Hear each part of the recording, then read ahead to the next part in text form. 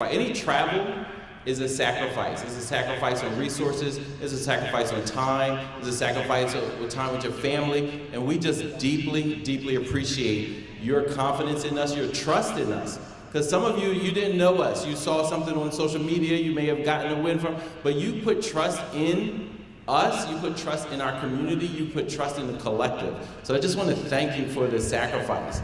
Second piece is thank you for loitering. You know anything about the black codes, black folks aren't supposed to do this. So when someone asked a couple weeks ago, they were like, well, what are you doing? I was like, we're loitering. We're going to loitering all damn weekend, And they were like, what are you talking about? And then I explained to them what that meant and what this symbolizes when you have gatherings like this. And not just gatherings, we tried to be very deliberate about the panelists that we brought. And again, that goes back to trust. Because sometimes you have panels and workshops and people are tied to institutions, the very institutions that they claim that they stand against, and then they want to get a little nervous about speaking truth because they're like, well, I'm married to this institution. Well, I'm kind of like Darrell. Darrell said yesterday, he said he has no kids and he's not married, and F the system. I'm married with 6 kids, F the system. This was established for something, and if we're not undermining that, and there are different ways to undermine it. I understand that there are different contexts. And I respect that deeply. Because how Harriet moved and how her father moved were 2 different things, but they had a single goal. Harriet's father taught her every single thing about those woods from Maryland to Pennsylvania. And what his reputation around those quarters was, he was a yes sir man. So much so that when she came to visit him one time, he kept his eyes closed so that when they interrogated him, he could say, I didn't see her. That's what he did. And because his reputation was, well, that Negro doesn't lie. And he did. But his goal was the same thing as Harriet's, liberation. But how they moved was very different, but yet it was the same. And we have to remember that as we're moving, get to know each other so that we don't make assumptions about how we're moving. And I want you to remember Harriet and her father. Araminta is her name, that's my daughter's name, Araminta. Okay, and like what she stood for, but she didn't come, that wasn't out of nowhere. She had parents, she had teachers who taught her every single thing that she knew. And so her teachers and her faith is what established her as the legend and as the mama that we know. Our next steps. One, we're going to continue to beat that talking drum, and just like y'all responded, that call and response, it was awesome. Brothers from Iowa, Texas, Washington State, Minnesota, Florida, Georgia, Massachusetts, all Illinois, Detroit, all over, Nebraska, right? Nebraska. We out here. I know. All right. So besides the talking drum and continue to communicate, let's make sure that we do exactly what Nathan and so many of our panelists and workshop described, our commitment. Remember what our commitment is. Not only to our students and our communities, but to ourselves as well. Take care of ourselves. Honor the power that you have. Honor the power you have. We have 400 black male educators in Philadelphia. 17 started this organization. Not 300, not 400, 17. So recognize the power that you have and do it. I want to shout out, like yesterday we got awards and it was very humbling. Really, I want to give my award to Vincent Cobb. Vincent Cobb is he leads this organization. He's driven us to this point, and he's a man of faith. This man resigned from his job 2 days ago to do this full time.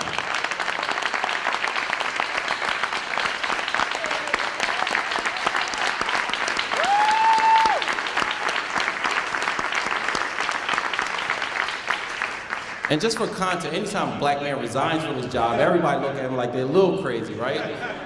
But let me tell you, we're raising his salary now. It's not something we have. We're saying, you know what, we're making this commitment to our brother because our brother made this commitment to us and all of you. and our youth. And so that's our next step. Like, we're raising his salary because we're saying, you know what? Your commitment is so important to us that you will not fail. And you can't come live with me because I got 6 kids. So you cannot fail. The other one, just support each other in the resistance, right? Salome Thomas L., the panelist yesterday who was trying to rap, right? He was a principal when I first became a teacher in this city. And today he's continuing. But what we're doing today, everything is a seed. He brought us together when I was a first-year teacher and told us multiple times, every month he would bring us together. He said, the system will make you want to quit. They will make you want to quit, walk out, and slam the door. But no, when you walk out and slam the door, there are children who are trapped on the other side of that door. So he wasn't saying like don't make moves, but he said be conscious, be deliberate, and think about every action is a reaction. And it's not always just our reaction. There's a reaction with youth and babies and communities that have an impact. So let's remember that. Continue to be the radical educators you are. Make it elevating and like prioritizing Black children is a political act. It is a radical act. It will always be a radical act until we make it as natural as it is for the blue-eyed child that also deserves that education, but that ours is just as worthy as theirs. Until that happens, it's radical. Continue to be radical. Now, I told you my parents on the first day were Black Panther Party members, and some of you met my mother. I'm gonna introduce you to my father. He's the third one from the right. I was a teacher when my father got out of jail. I was a disengaged student, and just like so many other brothers who were up here this morning talked about their struggles in schools, it wasn't that I couldn't do the work, but after elementary school, I can remember every single teacher that I had in elementary school. I could barely remember 3 or 4 in high school. There's a reason for that. There's a reason for that. I want you to make sure that you're remembered no matter what. And many of you can recall and remind yourself of someone that touched you, and that's what you're striving to do for others. But I carried that frustration and disengagement not only in high school, but also through college. It was very few things or professors that I thought was really trying to offer something that I thought was extremely valuable. And just like yesterday we talked about, like people came there and approached me like it was their job.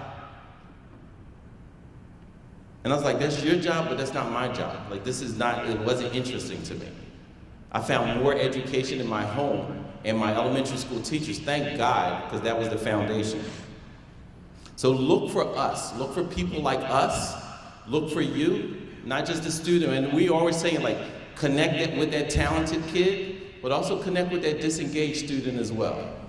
Because you don't know that story, and you don't know what they're struggling with. And it was a long time, just like many of you, before I decided that teaching was the thing. But today, every day, I'm reminded, because where I draw my inspiration most of the time is from the uninspired. I draw my inspiration from Derek Parks, because when I was 21, right after graduating, I was shot 3 times by Derek Parks on a football field. Derek Parks had not finished 8th grade, he dropped out of 8th grade. He was in Southwest Philly, and he dropped out of the same school that I initially started working in. So I know I'm here for a purpose. Because if not, I would not have ended up at the same school that the young man who shot me and left me for dead dropped out of. So don't just draw inspiration from the talented and the kids who are like wowers, because they're brilliant, they are days and amazers, but look for the brilliance that's being hidden. Look for the brilliance that's scarred, and continue to find it. That's what it means to be a radical educator. And then lastly, continue to amplify your voice. I'm feeding off of so many people who, during the ed camp or in between sessions or during sessions, people talking about, here's the one thing that I'm going to do differently. Here's the one thing that I'm going to add. Here's the idea that I've been thinking about for a while, and I just connected with someone that we are going to make it happen.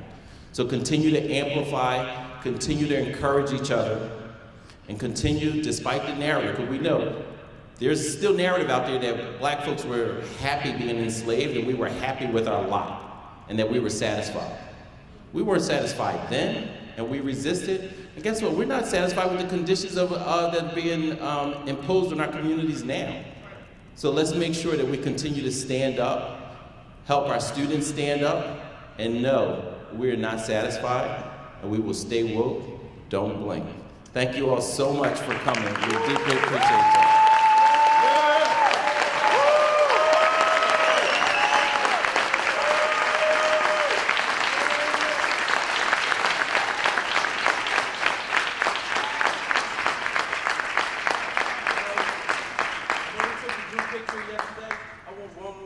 Picture, just with our fist up in the air. That's right. All right.